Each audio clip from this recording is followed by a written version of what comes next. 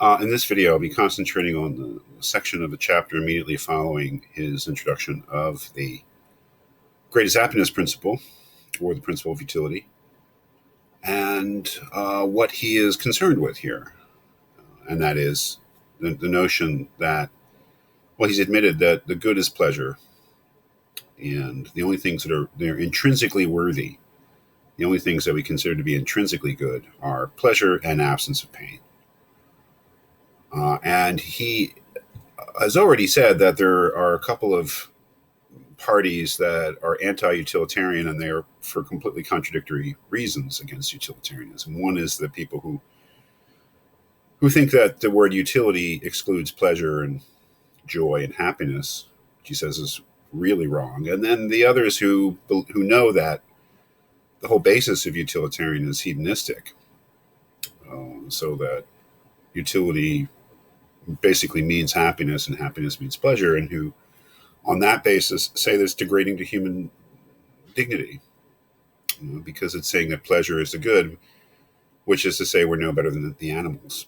And Mill thinks I think he thinks that that's the more serious objection, and because he goes into it in more depth to try to refute it. And it's extremely interesting, his response. If I can find exactly what I was looking for.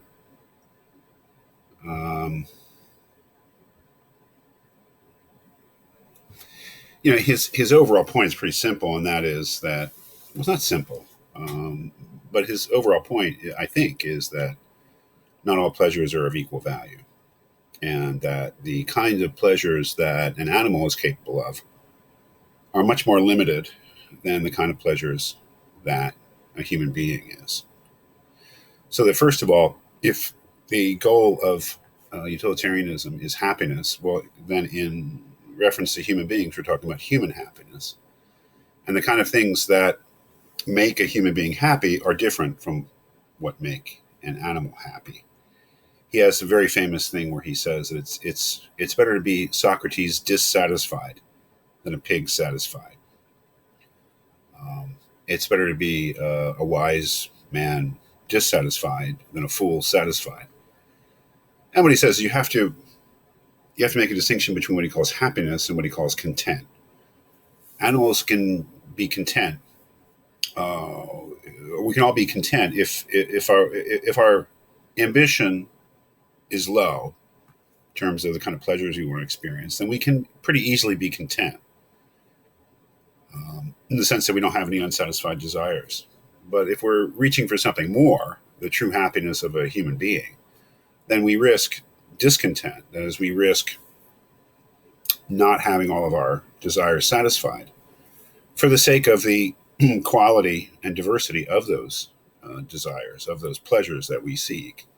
But what are these other pleasures? Well, obviously, he's arguing that not all pleasures are simple bodily pleasures. But he gives us an indication on page 17 of more particularly of what he means, where he says here, but there is no known Epicurean theory of life which does not assign to the pleasures of the intellect, of the feelings and imagination, and of the moral sentiments a much higher value as pleasures than to those of mere sensation. Maybe it gives us a notion of what Mill is meaning by the I don't think he actually calls them the higher pleasures, but I think that is naturally what we would do. Pleasures like the pleasures of the intellect, which are not available to animals, presumably. Pleasures of the feelings and imagination. It's a little less clear to me what he means by those, but I think I have an idea. And of the moral sentiments, which is maybe a little bit confusing, because after all, he's trying to define morality. So what these moral sentiments are, I'm not really sure what he's talking about. But at least he gives us a notion of what he means by the specifically human pleasures, the more refined pleasures, the pleasures that someone who has, and this does seem to be that he's doing a little special pleading, someone who has refined themselves, who has developed themselves, might have pleasures of the intellect. intellectual pleasures, the pleasures of truth. Thomas Aquinas thought that truth was one of the intrinsic goods of human life. Truth and knowledge is just, the pleasures of understanding, the pleasures of mastering a craft or a science or a field of study, the pleasures of knowing rather than being ignorant. Feelings and imagination, I think he's really thinking of literature, for one thing, at least.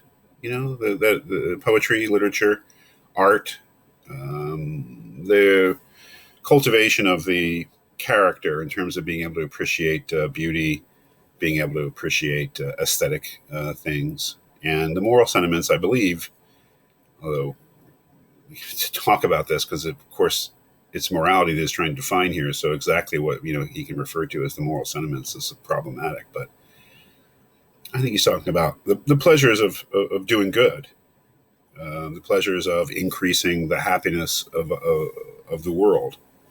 That these things are the kind of pleasures that an animal is not capable of, but are the kind of things that are necessary for human happiness, or are they? Right? That's the big question.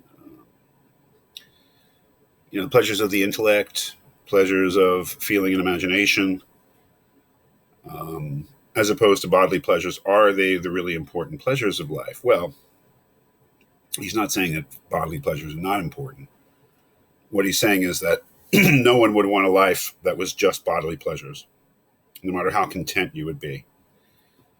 And if you had a choice between bodily pleasures and the intellectual or emotional or feeling or imaginative pleasures or moral sentiments that he's talking about, that you would choose the latter over the bodily pleasures. And that's a big part of his argument, that these are more intrinsically pleasurable, that these so-called I'm calling them higher pleasures, are in quality more important than the bodily pleasures. And,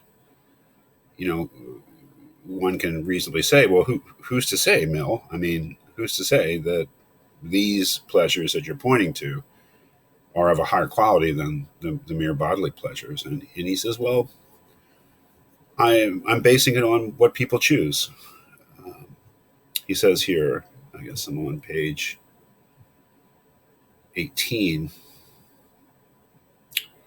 He says here, of two pleasures, if there be one to which all or almost all who have experience of both give a decided preference, irrespective of any feeling of moral obligation to prefer it, that is the more desirable pleasure.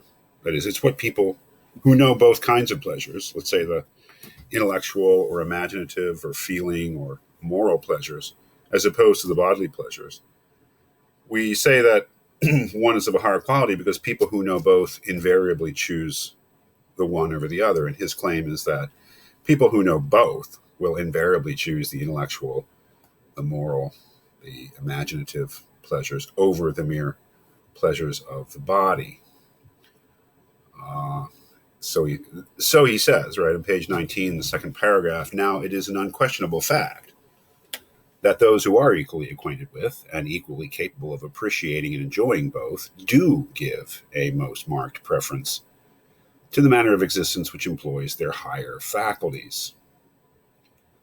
That is, that's what he thinks. I don't know if that's what you think, but that is his claim. Now, it may be that he knows a particular type of person, people who are more like him.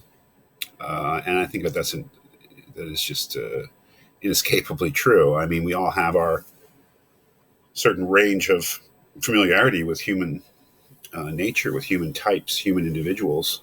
And they kind of represent the limits of what we can imagine human beings being like. But I don't know. It really depends. I mean, the idea is that you can see through preference that the so-called higher pleasures are more intrinsically pleasurable than the so-called lower ones, which just mean the pleasures of the body. Now, Mill is not the first philosopher to say this. Certainly, Aristotle said it in his Ethics 2,500 years before, saying that some pleasures were more intrinsically pleasurable than others. It's a difficult argument to make, I would say, but it's obviously crucial for Mill because he really wants to refute that attack on utilitarianism just basically the attack that hedonism, saying pleasure is the good, is degrading to human dignity.